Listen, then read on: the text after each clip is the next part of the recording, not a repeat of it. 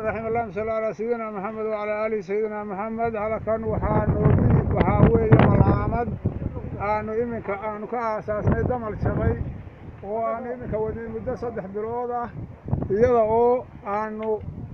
hawsha galay markii dadka xooluhu ka dhamaadeen waqtiguna uu adkaaday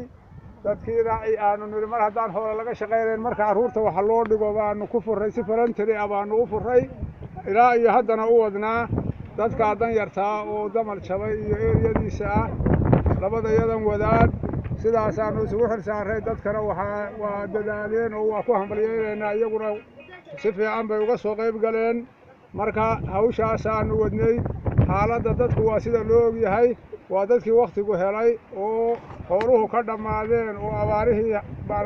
dalka soo maray ay sida aadka u saameeyeen marka waxaanu u wareegnay mar haddayna aan wax kala hayn markaan diinta ka shaqayno oo dadka baro quraanka iyo maadiga wixii aynu bari karoba sidaasaanu u wadnay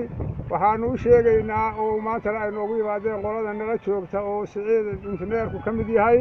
iyagoo na soo booqday iyagana waanu mahad celinaynaa oo hambalyeynaa waxa weeye iyaga oo kuurgal wada xaaladayada inay u kuurgalaan oo ay yani ogaadaan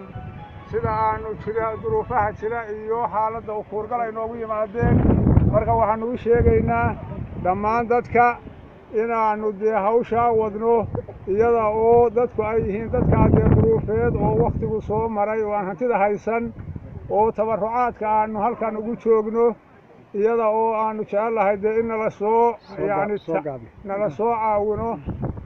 hay-adaha caalamiga iyo lookalka iyo dadka qurbaha intaba waxaanu ka codsanaynaa dee sidaa loo sheegay inay nagala soo qayb galaan mashruuca diinta ah oo aanu halkaa ka wadno